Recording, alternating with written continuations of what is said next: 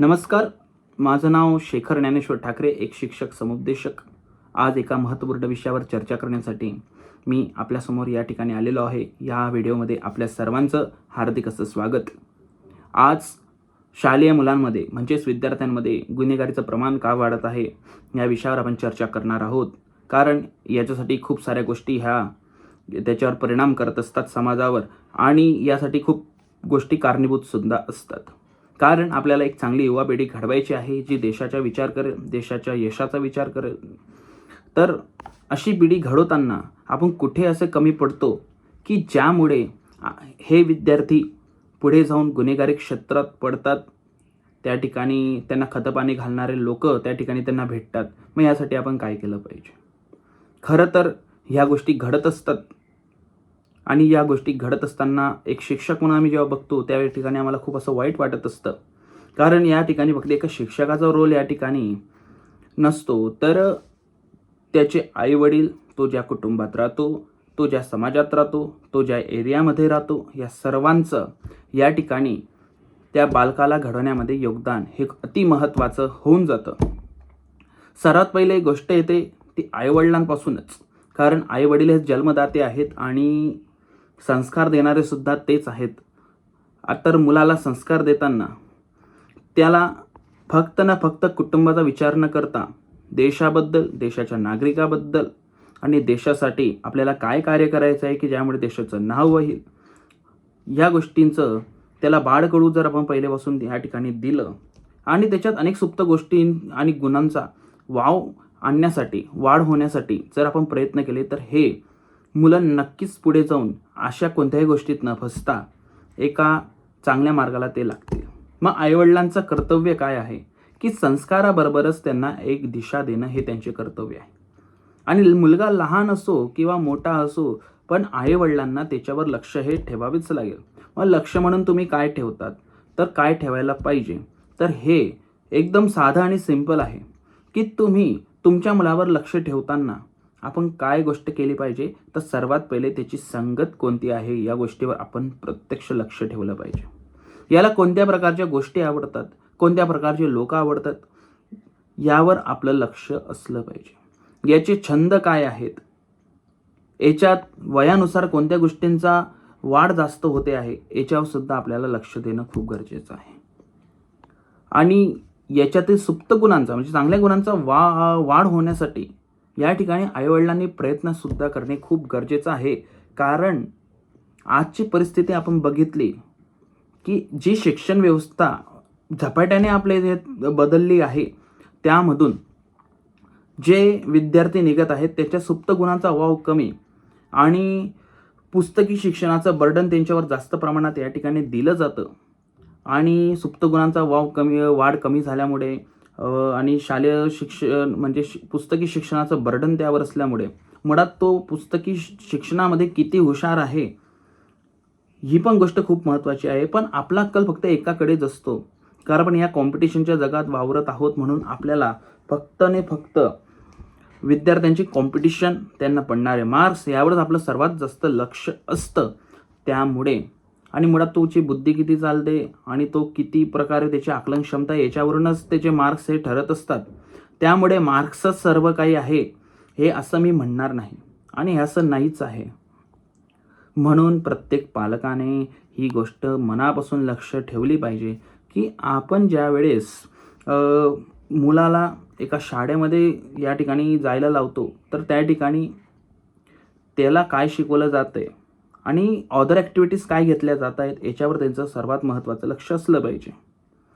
आणि त्या व्यतिरिक्त आपण घरातून आपल्या मुलाला घडवण्यासाठी काय करू तो, कारण शालेय जीवनामध्ये मुलाला घडवणे शिक्षक आणि आईवडील या दोघांचं काम आहे. मग शाळेत जे भेटत नाही ते आपण घरातून या मुलांना दिलं पाहिजे. पण आजची परिस्थिती अशी आहे की त्यांना घरातून असं काही भेटतच नाही. मग घरातून काय भेटतं? खूप चुकीच्या गोष्टी भेटतात. आजकाल घरातील जे कलह आहेत त्यांचं प्रमाण वाढत गेलेलं आहे, त्याच्यामुळे मुलंसुद्धा बिघडतात. त्याचसोबत आधुनिकीकरणेकडे जाताना संस्कार, संस्कृती आणि धर्म यांचं जे महत्त्व आहे ते कमी होत चाललेलं आहे. त्याच्याही या गोष्टीवर खूप असा अफेक्ट होत असतो. त्याचसोबत मोबाईल हा मुलांना दिला जातो, पण ते मोबाईलमध्ये काय करतात हे त्यांच्याकडे बघितलं जात नाही. अगदी लहान वयापासून मुलांना हा मोबाईल दिला जातो आणि त्याच्यात ते काय बघतात याच्यावर आपल्या पालकांचं लक्ष नसतं. मुळात काय झालेलं आहे की पहिले लोक नाटक बघत होते, त्यानंतर चित्रपट आलेत, त्याच्यानंतर छोटे छोटे व्हिडिओ येत गेले. मुळात एक चित्रपट बघताना 3 तास एकाच भावनेने आपण तो चित्रपट बघत असतो, पण एक व्हिडिओ 30 सेकंदाचा म्हणजे रील किंवा शॉर्ट्स आपण बघत असतो, तर 30 सेकंदाचा जो व्हिडिओ असतो त्याच्यात प्रत्येक व्हिडिओमध्ये वेगवेगळ्या प्रकारच्या भावना असतात आणि प्रत्येक विद्यार्थ्यावर त्याचा परिणाम होत आहे. कारण तो पहिली रील बघतो, त्याच्यात त्याला वेगळ्या भावना या ठिकाणी दिसतात. लगेच दुसरी रील, त्याच्यात त्याच्या वेगळ्या भावना असतात. म्हणजे तो चलबिचल या ठिकाणी होत आहे आणि चलबिचलतेमुळे त्याच्यात रागीटपणा, दुसऱ्याबद्दलचा द्वेष, दुसऱ्याबद्दलचा भाव नसणे, भावना नसणे, अशा प्रकारच्या गोष्टी, आदर नसणे, अशा प्रकारच्या गोष्टी, चिडचिडपणा, अशा प्रकारच्या गोष्टी या ठिकाणी त्या उदयास येत असतात. मग याचा परिणाम ज्यावेळेस तो प्राथमिक व माध्यमिक शाळेमध्ये जातो त्यावेळेस हा दिसायला सुरू होतो. आजही आम्ही शाळेमध्ये बघतो तर कित्येक मुलं कार्टून बघून कार्टूनसारखे वागत आहेत, चिडचिडपणा करत आहेत. त्यांचे हावभाव वेगवेगळ्या प्रकारचे असतात. जे त्यांच्या चेहऱ्याचे हावभाव आहे ते वेगवेगळ्या प्रकारचे करून दाखवतात आणि याचा खूप मोठा परिणाम आपल्या मुलांवर होत आहे. म्हणून मोबाईल तुम्ही जरूर द्या, दिला पण पाहिजे, पण तो त्या मोबाईलमध्ये काय बघतो आहे याच्यावर तुमचं नियंत्रण असलं पाहिजे. म्हणून आता ज्या गोष्टी घडत आहेत शालेय जीवना विद्यार्थ्यांसोबत आणि ते विद्यार्थी करत आहेत, याला मोबाईलसुद्धा एक खूप मोठा फॅक्टर कारणीभूत ठरत आहे. त्याच्यानंतर मी तुम्हाला सांगितलं की त्याची संगत, की त्याचे मित्र कसे आहेत, त्याला कोणते लोक आवडतात, तो कोणत्या लोकांमध्ये इन्व्हॉल्व्ह होतो. मग लहानपणापासून मोठ्यापणापर्यंतही पालकांचं हे कर्तव्य आहे की तुम्ही त्यावर लक्ष ठेवलं पाहिजे. कारण तुम्ही तुमच्या मुलाला जन्म दिलेला आहे आणि विषय एकच आहे की आपण महाराष्ट्रासारख्या राज्यामध्ये राहतो, भारतासारख्या देशामध्ये राहतो. यात अनेक प्रकारची संत मालिका आपल्याला बघायला भेटते जी कोणत्याही देशात बघायला भेटत नाही आणि त्यांनी जी मूल्य या ठिकाणी ठेवलेली आहे, तर ते मूल्य आपण आपल्या मुलांना शिकवले पाहिजे. कारण आज ओल्ड फॅशन वाटतं आईवडिलांना की आपण साधू संतांचं, आपल्या संस्कृतीचं, धर्माचं काही जर सांगू तर ओल्ड फॅशन आहे. काहीतरी वेगळ्या गोष्टींकडे ते पडत असतात, काहीतरी वेगळ्या गोष्टी शोधत असतात, ॲडव्हान्स गोष्टी शोधत असतात. मग त्याने काय होतं माहिती का, त्याने त्याचा जो पाया आहे तो कच्चा राहून जातो. त्याचा पाया कच्चा राहिला तर नक्कीच त्याला पुढे जाऊन अनेक प्रकारच्या गोष्टींचा सामना त्याला करावा लागेल. मग त्याच्या सुप्त गुणांचा वाव न झाल्यामुळे, अनेक प्रकारच्या गोष्टींचा वाढ न झाल्यामुळे, मग त्यात आध्यात्मिक, भौतिक, मानसिक, शारीरिक यांसारखे जे भाव असतात यांची वाढ न झाल्यामुळे त्यावेळेस त्याला बुद्धीला नीट अशी चालना न दिल्यामुळे त्यावेळेस तो रागीट होतो, चुकीच्या गोष्टींमध्ये फसतो आणि आपल्या करिअरचं नुकसानसुद्धा तो यामध्ये करून घेतो. अशा घटना खूप घडलेल्या आहेत.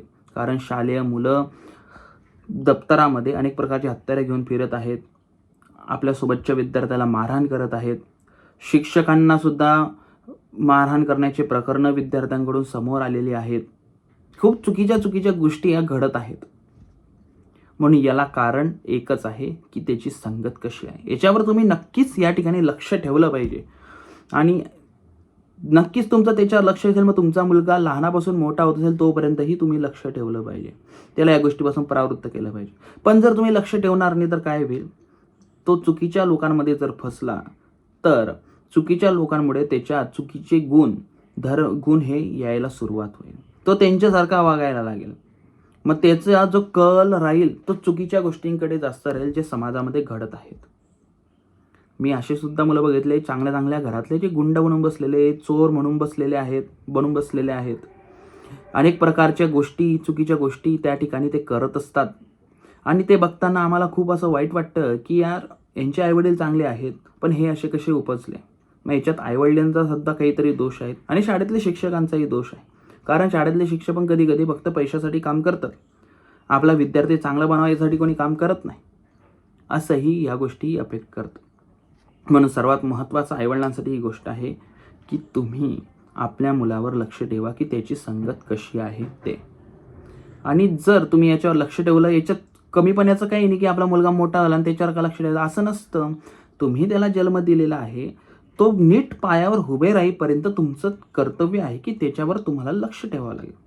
आणि लहानपणापासूनच तुम्ही लक्ष दिलं, त्याच्यात चांगल्या गुणांच्या वाढीसाठी प्रयत्न करत राहिले, त्याला अनेक प्रकारची मूल्य समजून सांगितली.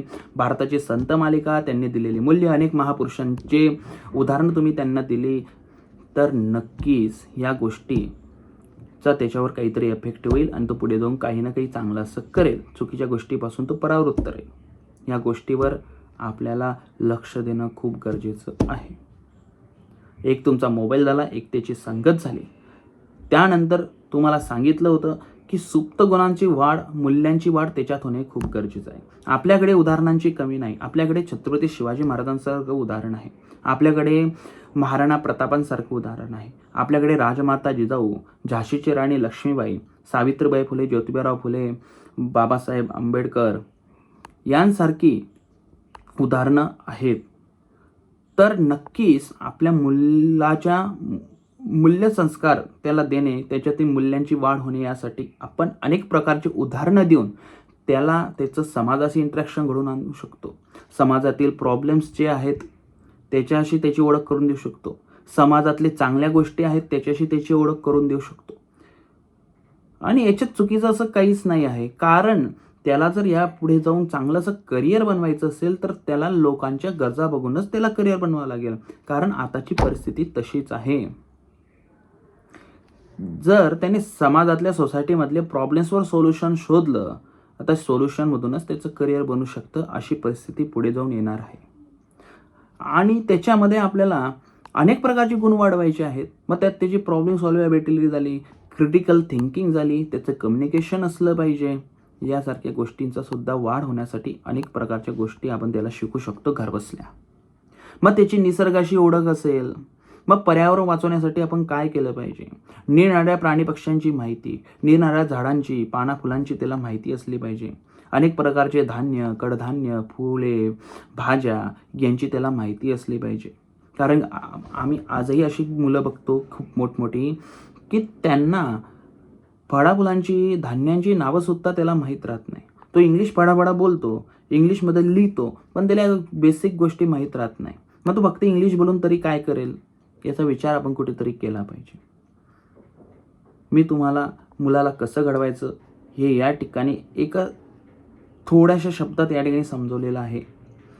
आणि आम्ही इतके मोठे नाही की तुम्हाला सांगू शकू, कारण आपल्या प्रत्येकाच्या घरामध्ये आजीबाबांनी आणि पूर्वजांपासून चालत आलेलं आहे. सर्वांना माहिती आहे की आपल्याला मुलांना कसं घडवायचं, त्यानुसार संस्कार आपण त्यांना देत असतो. आणि संस्कार खूप मोठे फॅक्टर आहेत, कारण संस्कृती संस्कारावर टिकलेली आहे. आणि संस्कृतीवर धर्म म्हणजे सत्य, आणि धर्मावरच राष्ट्र टिकलेलं आहे, म्हणजे आपला देश टिकलेला आहे. आणि एकमेव असा जगातील आपला देश आहे भारत, ज्याला आपण माता म्हणत असतो. या मातृभूमीच्या रक्षणासाठी अनेक महापुरुषांनी, साधू संतांनी स्वतःची प्राणांची आहुती लावली. आणि तेव्हा कुठे हा भारत या ठिकाणी जगापेक्षा या मातीमध्ये काहीतरी वेगळं आहे. या मातीमध्ये सार्वभौमत्व आहे, या मातीमध्ये संस्कृती आहे, मर्यादा आहेत, संस्कार आहेत. आणि हे टिकवून ठेवणं आपल्या प्रत्येकाचं कर्तव्य आहे. आणि येणाऱ्या पिढीमध्ये ह्या गोष्टी कशा टिकून राहतील याच्यावर या पिढीने काम करायचं आहे. नुसतं मुलगा शिकला, नोकरीला लागला याच्यावर भागणार नाही. कारण आपला देशात संस्कृती टिकून राहणे खूप महत्त्वाचं आहे. कारण आपल्याकडे भारतीय राष्ट्र पाहू राहिले की खरं म्हणजे भारत हा असा वेगळा देश आहे ज्या ठिकाणी आपल्याला नात्यांची मर्यादा पाहायला भेटते, समाजाची मर्यादा पाहायला भेटते, वागण्यामध्ये मर्यादा पाहायला भेटते. कसं बोलायचं, कसं चालायचं, एकमेकांसोबत कसं इंटरॅक्ट व्हायचं हे फक्त आपल्याला आपल्या भारतीय संस्कृतीत पाहायला भेटत असतं. आपल्या रोजच्या सवयी कशा असल्या पाहिजे हे फक्त आपल्याला भारतीय संस्कृतीत पाहायला भेटत असतं. आणि ही भारतीय संस्कृती इतकी श्रेष्ठ आहे की ह्यातून आपण ह्याच्या शिक्षण, या भारतीय संस्कृतीचं शिक्षण आपल्या मुलांना लहानपणापासून देत राहिलो घरातून, तर नक्कीच तो एक चांगला मनुष्य बनण्याशिवाय राहणार नाही. चुकीच्या गोष्टींमध्ये पडण्यापासून तो परावृत्त होईल. आणि खरं मी तुम्हाला एक सांगतो, एक चांगला माणूस घडवणं हे आपल्या सर्वांचं एक कर्तव्य आहे. म्हणून या तळमळीने आम्ही तुम्हाला सांगत असतो की तुम्ही काय केलं पाहिजे. कारण विद्यार्थ्यांमध्ये गुन्हेगारी वाढते आहे आणि हे खूप चुकीचं आहे. आपला जर मुलगा जर चुकून एखाद्या गोष्टीमध्ये फसला तर त्याचं करिअर डिस्ट्रॉय होऊ शकतं. या गोष्टीकडे तुम्ही लक्ष दिलं पाहिजे. आणि जर तुमच्यापर्यंत हा व्हिडिओ आला असेल तर नक्कीच तुम्ही तुमच्या मुलाच्या चांगल्यासाठी या ठिकाणी प्रयत्न करायला सुरुवात केली पाहिजे. चुकीच्या लोकांमध्ये नक्कीच मुलाला जाऊ देऊ नका. कारण काही आई वडील असे असतात ते स्वतः चुकीचं करतात, मुलांनाही चुकीचं करायला लावतात. काही व्यसनाधीन पालक असे असतात स्वतः तर व्यसन करतात, मुलांकडून व्यसनी जे मग त्यांना काही पुड्यांचे व्यसनाचे पाकिटं आणायचे असतील, दारू आणायची असेल, सिगरेट आणायची असेल तर ते आपल्या मुलांना सांगतात की घेऊन या. हे खूप चुकीचं आहे. जर तुम्ही आतापासून त्यांना अशी सवय लावणार तर नक्कीच पुढे जाऊन त्यांना व्यसन लागेल. काही आईवडील हे गुन्हेगारी प्रवृत्तीचे असतात, स्वतः गुन्हेगारी करतात आणि मुलांना सुद्धा ते करण्यासाठी सांगतात. या गोष्टी बंद केल्या पाहिजे. शाळेतले शिक्षक थोडेफार रागवले तर नक्कीच तुम्ही येतात, शाळेतल्या शिक्षकांना या ठिकाणी बोलतात की माझ्या मुलाला रागवलं का, त्याला काही मारलं का, हे जाऊन कुठेतरी बंद केलं पाहिजे. याने त्या शाळेतल्या शिक्षकाचं नुकसान नाही, याच नुकसान आहे तुमचं, तुमच्या मुलाचं. जर तुम्ही आतापासून त्याला अशा चुकीच्या गोष्टींसाठी प्रोत्साहन देत राहिले तर नक्कीच पुढे जाऊन ते तुमच्यासाठी स्वतःसाठी सुद्धा घातक ठरू शकतं. त्यामुळे चेंज होणं, बदलणं आपल्या सर्वांची जबाबदारी आहे आणि या जबाबदारीतून आपली मुक्तता नाही. कारण आपण या देशात जेव्हा जन्माला आलो त्यावेळेसच आपण या देशाचे होऊन गेलो. मग आपलं कर्तव्य काय असतं? आपण जे कर्म करतो आहोत हे कर्म पुढच्या पिढीला सोपवणं. आणि कोणते कर्म? चांगले कर्म, चुकीचे नाही. जर ठीक आहे कोणाकडून चुकीमध्ये काही गोष्टी होऊन जातात पण ते बदलवणं सुद्धा आपल्या हातात असतं आणि आपण ते बदलू शकतो आपल्या पुढच्या पिढीच्या योगाने.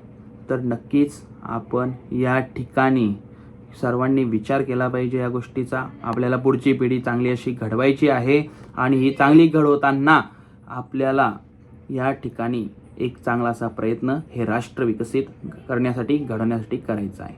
नमस्कार.